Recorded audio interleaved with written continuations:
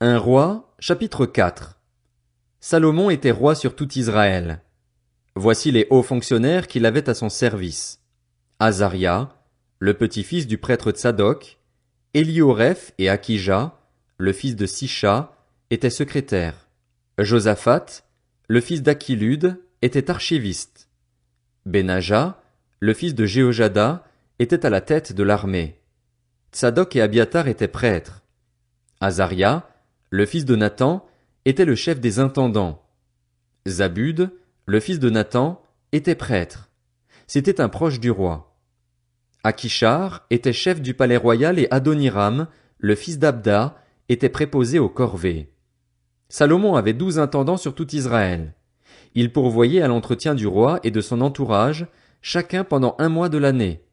Voici leurs noms: le fils de Hur, dans la région montagneuse d'Éphraïm, le fils de Deker, à Makatz, Saalbim, Beth-Shemesh, Elon et Beth-Hanan, le fils de Ezed, à Aruboth, qui était responsable de Soko et de toute la région de Épher, le fils d'Abinadab, qui était responsable de toute la région de Dor et qui avait Taphat, la fille de Salomon, pour femme, Baana, le fils d'Achilude, qui était responsable de Tahanak et Megiddo, et tout Beth-Shean, toute la région qui se situe près de Tsartan, au-dessous de Jizréel et qui va de Beth-Shean jusqu'à Abel-Méhola et après Jokmeam. Le fils de Géber, à Ramoth en Galaad, qui était responsable des bourgs de Jaïr, fils de Manassé, en Galaad ainsi que de la région d'Argod en Basan, soit de 60 grandes villes dotées de murailles et de verrous en bronze. Akinadab, le fils d'Iddo, à Mahanaïm. Akimaatz, qui avait pris pour femme Basmath, la fille de Salomon, en Nephtali. Baana, le fils de Hushaï, en Nazer et à Béaloth. Josaphat, le fils de Paruar, en Issachar. Shimei, le fils d'Éla, en Benjamin. Géber, le fils d'Uri, dans le pays de Galaad. Ce dernier était responsable de la région de Sion, le roi des Amoréens, et d'Og, le roi du Basan. Il y avait un seul intendant pour ce pays. Juda et Israël étaient aussi nombreux que le sable qui est au bord de la mer. Ils mangeaient, buvaient et se réjouissaient. Un roi, chapitre 5. Salomon dominait sur tous les royaumes situés entre l'Euphrate et le pays des Philistins, et jusqu'à la frontière de l'Égypte. Ils apportèrent un tribut à Salomon, et ils lui furent asservis durant toute sa vie. Chaque jour, Salomon consommait en vivres 6600 litres de fleur de farine et 13 200 litres de farine, 10 bœufs engraissés, 20 bœufs de pâturage et 100 brebis, en plus des cerfs, des gazelles, des daims et des volailles engraissées. Son pouvoir s'étendait sur toute la région située à l'ouest de l'Euphrate, sur tous les rois établis à l'ouest de l'Euphrate. Son pouvoir s'étendait de Tifzar à Gaza, et il avait la paix de tous les côtés. Juda en Israël, depuis Dan jusqu'à Beër-Shéba, habitèrent en sécurité, chacun au milieu de ses vignes et de ses figuiers durant tout le règne de Salomon. Salomon avait 40 000 stalles pour les chevaux destinés à ses chars et 12 000 cavaliers. Les intendants pourvoyaient à l'entretien du roi Salomon et de tous ceux qui étaient admis à sa table, chacun pendant le mois qui lui était attribué. Il ne les laissait manquer de rien. Il faisait aussi venir de l'orge et de la paille pour les chevaux et les coursiers à l'endroit où se trouvait le roi, chacun selon ses directives. Dieu donna à Salomon de la sagesse, une très grande intelligence et des connaissances aussi nombreuses que le sable qui est au bord de la mer. La sagesse de Salomon dépassait celle de tous les nomades de l'Est et de toute la sagesse des Égyptiens. Il était plus sage que n'importe quel homme, plus sage qu'Étan, les Zrakites, ou qu'Éman, Calcol et Darda, les fils de Makol, et son nom était connu parmi toutes les nations environnantes. Il a prononcé 3000 sentences et composé 1005 cantiques. Il a parlé des arbres, depuis le cèdre du Liban jusqu'à l'hysope qui sort de la muraille. Il a aussi parlé des animaux, des oiseaux, des reptiles et des poissons. De tous les peuples, on venait pour écouter la sagesse de Salomon, de la part de tous les rois de la terre qui en avaient entendu parler. Hiram, le roi de Tyr, envoya ses serviteurs vers Salomon, lorsqu'il apprit qu'on l'avait consacré par onction comme roi à la place de son père. En effet, il avait toujours aimé David. Salomon fit dire à Hiram: « Tu sais que mon père David n'a pas pu construire de maison pour l'Éternel, son Dieu, à cause des guerres qu'on lui a livrées de tous les côtés jusqu'à ce que l'Éternel lui ait soumis ses ennemis. Désormais, l'Éternel, mon Dieu, m'a donné du repos de tous les côtés. Plus d'adversaires, plus de malheur qui menace. J'ai l'intention de construire une maison à l'honneur de l'Éternel, mon Dieu, comme l'Éternel l'a déclaré à mon père David. Ton fils, celui que je mettrai à ta place sur ton trône, ce sera lui qui me construira une maison. Ordonne maintenant que l'on coupe pour moi des cèdres du Liban. Mes serviteurs seront avec les tiens, et je te payerai le salaire de tes serviteurs au prix que tu auras fixé. Tu le sais en effet, il n'y a personne chez nous qui sache couper aussi bien les arbres que les Sidoniens. Lorsqu'il entendit les paroles de Salomon, Hiram fut tout réjoui, et il dit, Béni soit aujourd'hui l'Éternel, qui a donné à David un fils sage pour qu'il devienne le chef de ce grand peuple. Et il fit répondre à Salomon, J'ai bien entendu ce que tu m'as envoyé dire. Je vais faire tout ce que tu désires au sujet des cèdres et des cyprès. Mes serviteurs les descendront des montagnes du Liban jusqu'à la mer, et je les expédierai par mer, attachés en radeau, jusqu'à l'endroit que tu m'indiqueras. Là, je les ferai détacher et tu pourras les prendre. Quant à toi, ce que je désire, c'est que tu fournisses des vivres pour ma maison. Hiram donna à Salomon autant de bois de cèdre et de cyprès qu'il voulut. De son côté, Salomon donna à Hiram 4 400 000 litres de blé pour l'entretien de sa maison, ainsi que 4 400 litres d'huile d'olive vierge. Voilà ce que Salomon donna chaque année à Hiram. L'Éternel avait donné de la sagesse à Salomon, comme il le lui avait promis. La paix régna entre Hiram et lui, et ils firent alliance ensemble. Le roi Salomon leva sur tout Israël 30 000 hommes de corvée. Il les envoya au Liban, 10 000 par mois alternativement. Ils étaient 1 mois au Liban et 2 mois chez eux. Adoniram était responsable de ces hommes. Salomon disposait encore de 70 000 hommes pour porter les fardeaux et de 80 000 pour tailler les pierres dans la montagne, sans compter les chefs.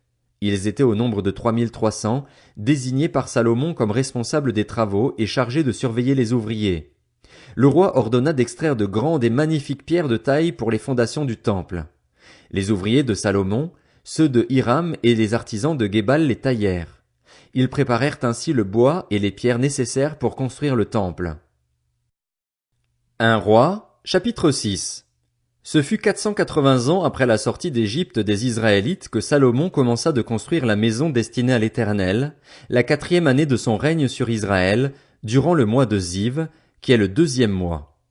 La maison que le roi Salomon construisit en l'honneur de l'Éternel avait 30 mètres de long, 10 de large et 15 de haut. Le portique situé devant le lieu saint du temple avait 10 mètres de long, correspondant à la largeur du temple, et 5 de profondeur sur le devant du temple. Le roi fit au temple des fenêtres solidement grillagées. Il construisit contre le mur du temple des étages circulaires, qui faisaient le tour des murs du temple, du lieu saint et du sanctuaire. Il fit des chambres latérales tout autour. L'étage inférieur était large de 2 mètres et demi, celui du milieu de 3 et le 3e de 3 et demi. En effet, il ménagea des retraits tout autour du temple, à l'extérieur, afin que la charpente ne pénètre pas dans les murs du temple. Lorsqu'on construisit le temple, on se servit de pierres toutes taillées. On n'entendit ni marteau, ni hache, ni aucun instrument en fer dans le temple pendant qu'on le construisait. L'entrée des chambres de l'étage inférieur se trouvait sur le côté droit du temple. On montait à l'étage du milieu par un escalier tournant, et de l'étage du milieu au 3e. Lorsqu'il eut fini de construire le temple, Salomon lui fit un plafond de planches et de poutres de cèdre.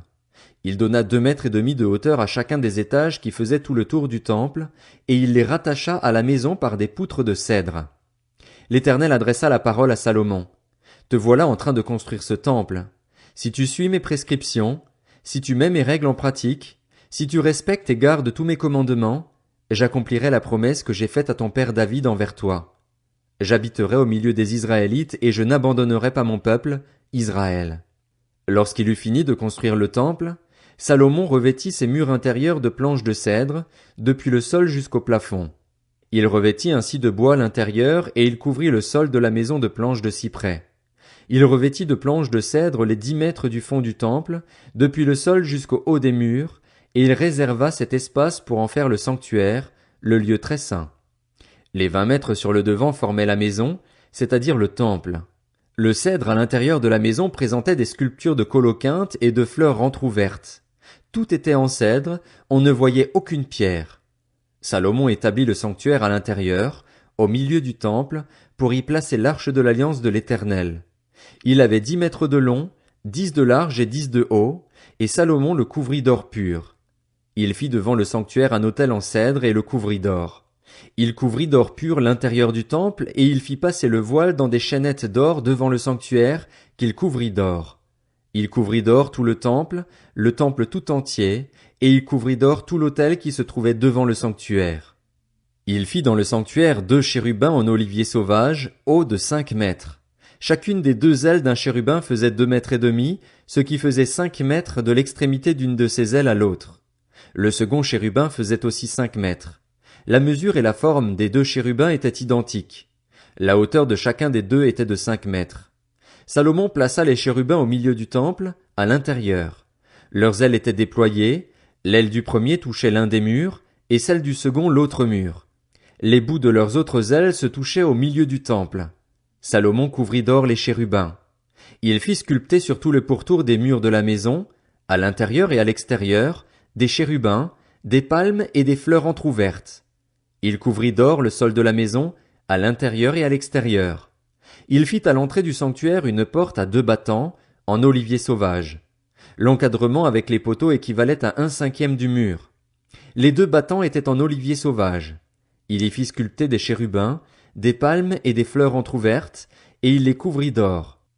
Il plaqua aussi de l'or sur les chérubins et sur les palmes. De même, il fit pour la porte du temple des poteaux en olivier sauvage, qui faisaient le quart de la dimension du mur, et 2 battants en cyprès. Chacun des battants était formé de 2 planches pivotantes.